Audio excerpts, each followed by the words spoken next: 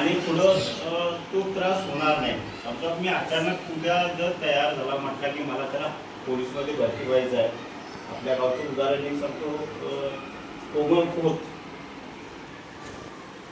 एवढं कष्ट प्रयत्न केले त्या भरतीसाठी, पोलीस भरतीसाठी, की रात्र आणि दिवस कधी बघितला नाही. तर तुम्ही हा प्रयत्न, तुम्ही अभ्यास करा, शिका पुढं, पण हा प्रयत्न एक साईडला धरून चालू असू दे. आतापासून तुम्ही त्यामध्ये लक्ष ठेवलं तर मुलांना पण फक्त शाळा सुटली की त्या गलीतनं उड्या मारणं इकडं तिकडं, अरे चांगलं करा, काहीतरी अभ्यास करा, किंवा ते ग्राउंडवरती बनवले त्या ग्राउंडवरती काहीतरी मॅच वगैरे खेळा, रनिंग करा. असं मुलीला पण रनिंग तुम्हाला पण दाखवायचं.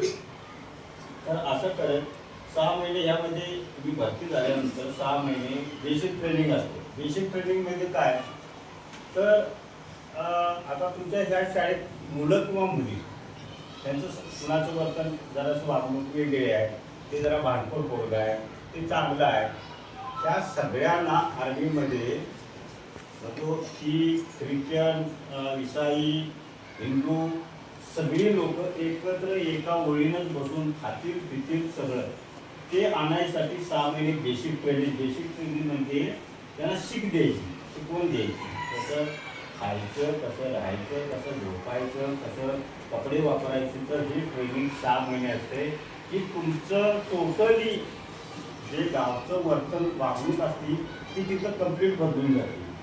ते 6 महिन्यात तुम्हाला त्यामध्ये बेसिक ड्रिल, फायरिंग वगैरे जे आणि आर्मीचे जे लागू आहेत गोष्टी त्या 6 महिने शिकवतात. 6 महिने झाल्यानंतर तुम्ही एक शिपाई बनता, आर्मीचा एक शिपाई बनता. शिपाई म्हणजे सैनिक बनता. त्यातील कसं परेड असते, शपथ घ्यायची की मी कुठलंही संकट आलं किंवा मला ऑर्डरवरनं मिळाली, पाण्याच्या, आगीच्या, हवेच्या कोणत्याही मार्गे मी जायला तयार आहे. आणि ती धर्मगुरू प्रत्येक म्हणजे पण आता शीख आहे, शीखचा धर्मगुरू वेगळा आहे, मुस्लिमचा वेगळा आहे, हिंदूंचा वेगळा आहे. म्हणजे जेवढ्या आपण जाती आहेत तेवढ्यांचे सगळे धर्मगुरू आर्मीमध्ये आहेत. ते आपलं कसं गीता घेऊन येणार, मुसलमानांचं त्यांच्या ते पद्धतीने येणार, ती आपण शपथ घ्यायची.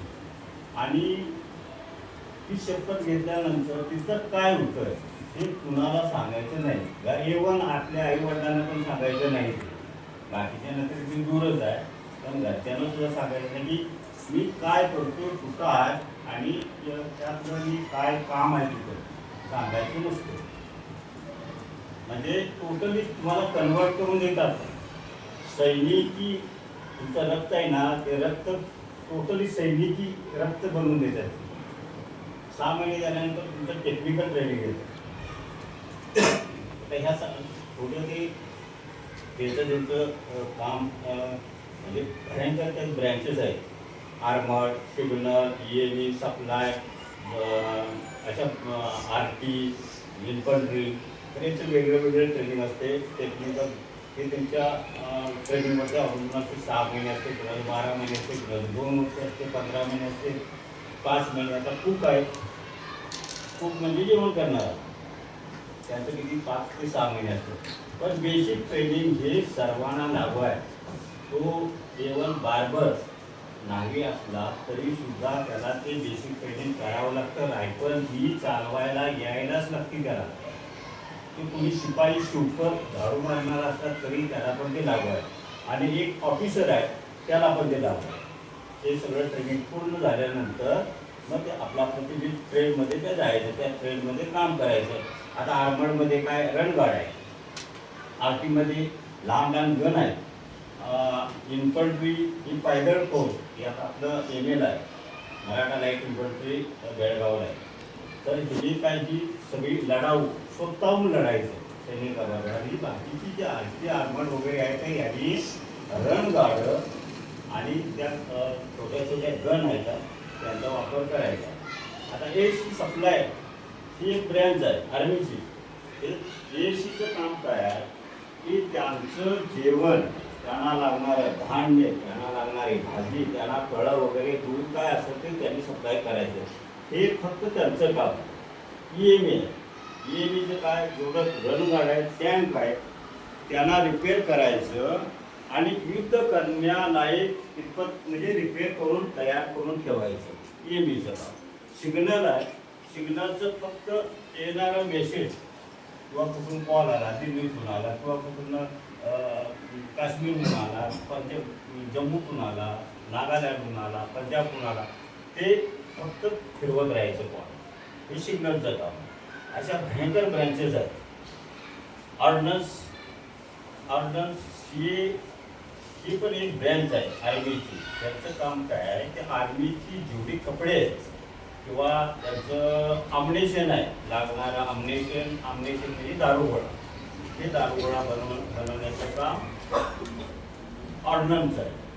आणि हे टँक वगैरे बनतात. आता हे ह्याला आहे आवडी मद्रासला CVRDE, कम्बॅट व्हेटरन रिसर्च डेव्हलपमेंट इस्टॅब्लिशमेंट. तर इथं काय होतात, आपले शास्त्रज्ञ आहेत, आता कलाम साहेब इथे, ते काय करतात, ही जी सायंटिस्ट लोक आहेत त्यांनी फक्त एक प्लॅन तयार करायचा, एक प्लॅन काढा बनवायचा, म्हणजे कागदावरती बनवायचा. त्याचं रूपांतर तिथंच जवळच AFV armoured vehicle, AVF armoured vehicle fighting, AVF armoured vehicle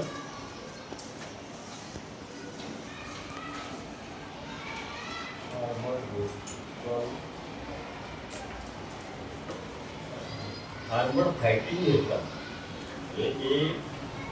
AFV. तिथं काय करतात की तो जो नकाशा त्यांनी बनवलेला आहे त्याचं रूपांतर तो रणगाडा बनवायचा, AFVचं काम. आणि तो रणगाडा बांधल्यानंतर त्याचं जे टेस्ट चाचणी घेतात ती राजस्थानला असते. महाजन रेंज आहे, महाजन. त्या रेंजवरती तिथं कसं आहे, फक्त वाळवंट आहे आणि ते गरमी, तो रणगाडा गरमी आणि रेतीतून किती स्पीडनं जातो किंवा त्यात काय आणि काय मिक्स निघतात का, काय चुका होतात का, थांबतो का, त्यासाठी ती टेस्ट इथं आपल्या इथं होत नसताना ती वाळवंटात होती राजस्थानला. हे झालं टँकचं ऑर्डनन्सचं.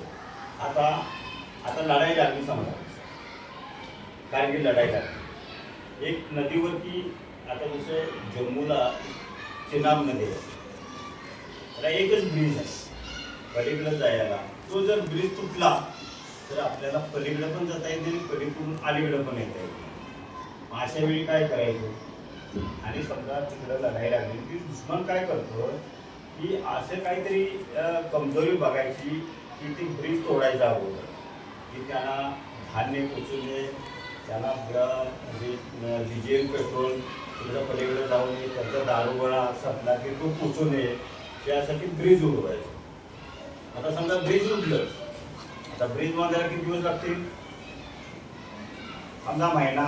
जे आता इंजिनियर लोक ही बांधतात अशा पद्धतीनं बांधतात तर 6 महिने, 3 महिने, 6 महिने, तोपर्यंत तिकडली ते आर्मी पण संपली आणि सगळं संपतंय.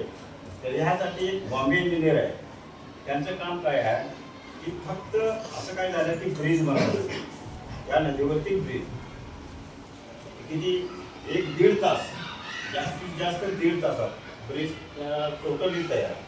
बलून असतात, बलूनमध्ये हवा भरायची, एकाला एक बलून टाकायच्या, त्यावरती चॅनल येतात, ॲल्युमिनियमचे चॅनल आहेत, त्यावरती त्या पट्ट्या येतात, करून चालू. तर असं म्हणजे आर्मी फक्त आर्मी नाही, आर्मीला सपोर्टिंग सिस्टम भयंकर आहे. आणि आपल्या भागाकडे इकडं या पुण्यापासून अलीकडं कमीच आहे, बहुत तरी बघायला मिळतच नाही. पठाणकोट आहे, पठाणकोटला आपला जो